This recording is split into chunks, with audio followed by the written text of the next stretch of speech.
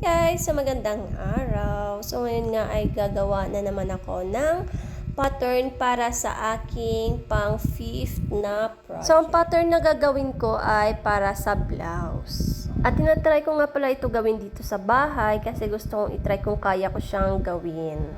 At may sinusundan naman ako. Pero ipapacheck ko pa rin ito sa aking teacher next day.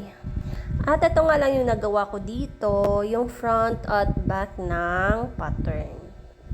At may medyo iniba lang kami dito, then kinat ko na rin yung pattern.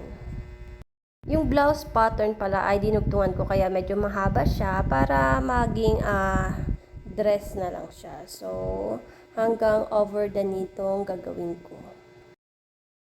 And then, gumawa na rin ako ng pattern para sa sleeve at nakat ko na rin ito para ma-ready na ang aking pattern at makat ko na rin ang aking fabric.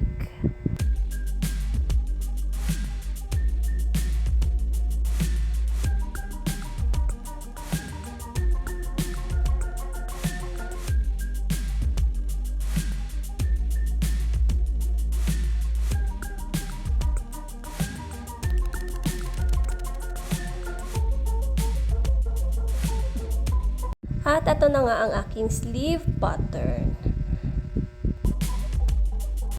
At ito na nga lahat ang aking pattern. Ready na po silang lahat. So, ililipat ko na sila sa aking fabric para makat ko na sila.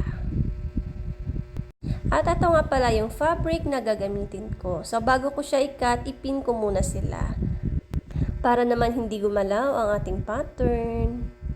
Thank you pala sa aking very cute na cactus. Kaya may matutusukan na ako ng aking mga pins.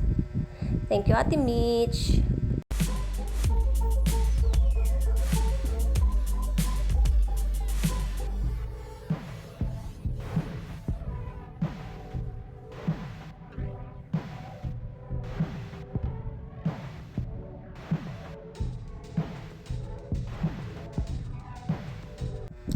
At after nga ay tinitrace din namin ito para hindi magkanda mali-mali pag nagtatahi. Especially sa mga darts.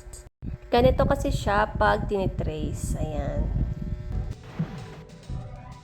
So hanggang dito na lang muna ang aking video. See you in part 2 para sa paggawa ko ng dress ko. Thank you for watching. Bye-bye!